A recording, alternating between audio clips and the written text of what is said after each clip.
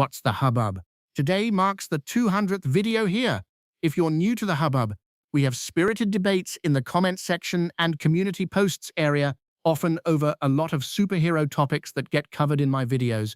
The DC Civil War is discussed here in particular, which involves talking about the new James Gunn DCU versus the old DCEU, which was under the Zack SnyderVerse. There are Restores SnyderVerse fans who want to end the DCU and have it replaced with Zack Snyder, who the WB let go prior.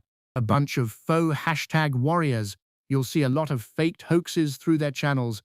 I've found that cult basis tends to skew news for propaganda with the hopes of helping to end the new verse just as it's getting started.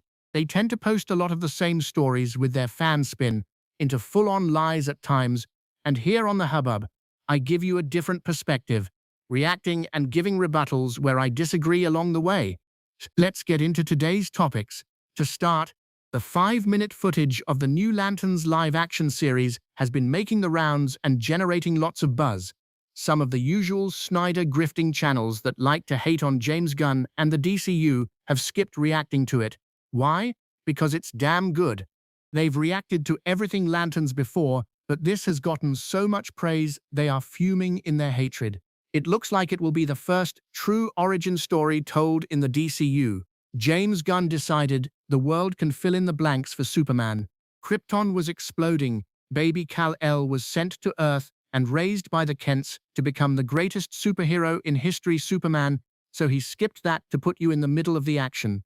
With Lanterns, we see John Stewart, the Green Lantern, origin is being told in a cinematic quality series on HBO Max.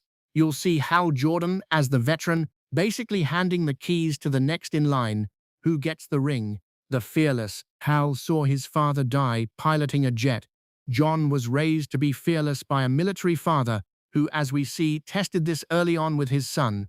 Grace Randolph, who has been highly critical of James Gunn and the DCU, just weighed in with her spoiler-free review of Lanterns. The haters use Grace when it's convenient to dunk on the new verse, but call her a shill when she objectively likes something. These characters, to me, feel both comics accurate, but also being pushed into more complex, more adult directions, right? This show is actually quite sad, but it's also deeply moving and very compelling, except for episode 5. Lastly, as I promised, I really want to give the writing a shout out because I think it's exceptional. I think it's exceptional from a business standpoint and a creative standpoint. On the business side, there are some fun Green Lantern and even some DC Easter eggs. Not enough to overwhelm the show and to pull direction and focus away, but enough to make you feel like there is a larger universe beyond this show. But even more so, and this I think is the more important, the writing itself is very clever, with very good twists and turns, and nothing is wasted, right? Even something that seems so small and inconsequential when it's first introduced, it just seems fun and cute. But then it comes back later with a vengeance, and you're like, that is great writing. And I'm not just talking in terms of the mysteries of the show, but also the character development for Hal and John.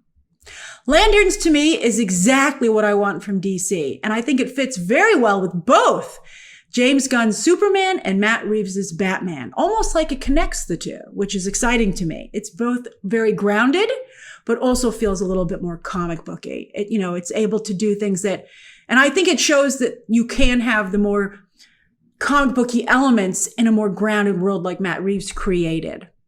And so that's all I can say. This probably stings a bit, as they wanted the new show to get trashed. After Supergirl flopping, it's just the type of momentum needed. A mix of James Gunn, who went heavy to comic booky in Superman, and a mix of Matt Reeves, who went a Nolan-esque vibe for his Batverse. I see a rookie and veteran dynamic full of meaning and humor along the way, similar to Men in Black, as I stated before, which should work nicely to contrast Hal and John.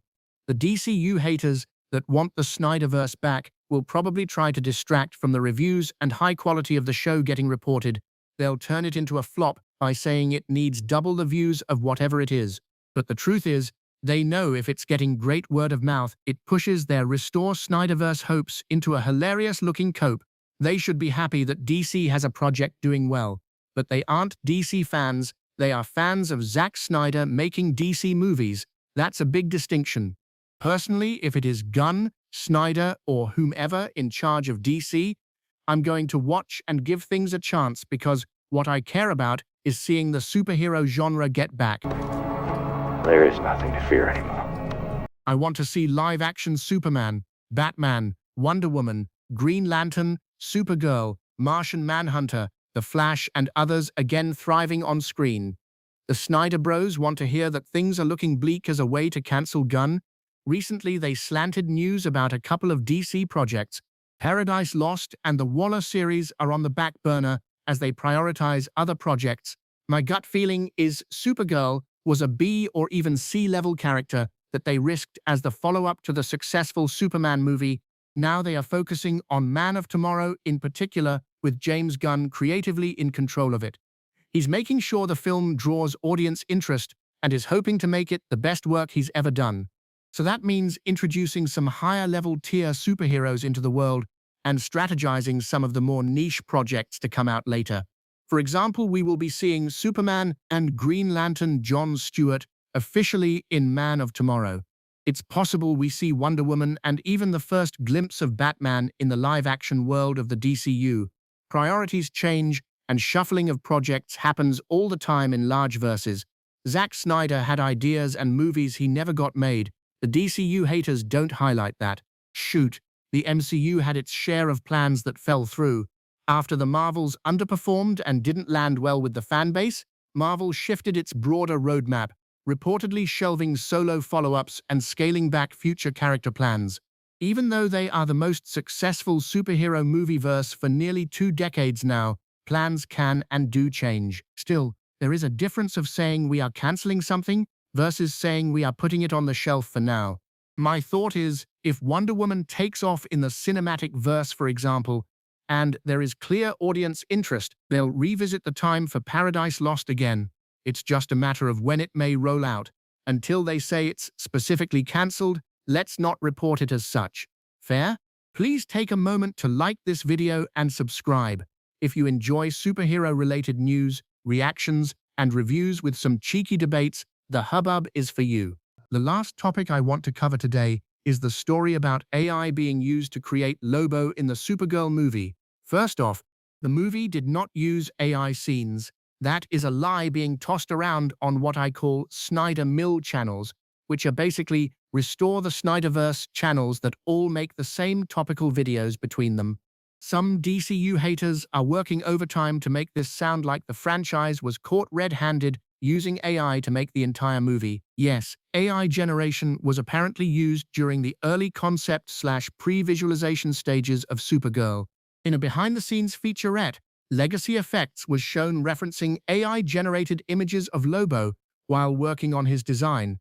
That understandably raised some eyebrows, especially considering James Gunn and Jim Lee have been pretty firm about their stance against AI. But here's where the internet outrage machine seems to be skipping a few chapters. Legacy Effects did not use AI to create the actual CGI, VFX, or final designs for Supergirl. They were reportedly simply given AI-generated concept art as reference material. In other words, AI was used as an early visual brainstorming tool, not to make the finished movie. And honestly, plenty of productions use quick visual/pre-viz tools during development to communicate ideas before artists build the real thing. Warner Brothers even removed the featurettes, which naturally caused the internet to react as if they had discovered the smoking gun in the Batcave. Yes, it can be made into a bad look if people were to believe the actual film has AI scenes. The information comes from Cobalt, an industry insider with a generally solid track record. The big unanswered question is who provided the AI-generated concept art in the first place. Nothing has officially confirmed that yet. That hasn't stopped speculation, though. A lot of fingers are being pointed toward director Craig Gillespie, who reportedly had creative differences with James Gunn during production. So yes, there's a legitimate conversation to be had about AI being used in the early creative process, but acting like Supergirl was secretly generated by ChatGPT with a Lobo filter slapped on it is a massive leap. It's yet another failed hoax by the Snyder Bros. At this point, some DCU haters aren't looking for the story, they're looking for the most dramatic possible version of it.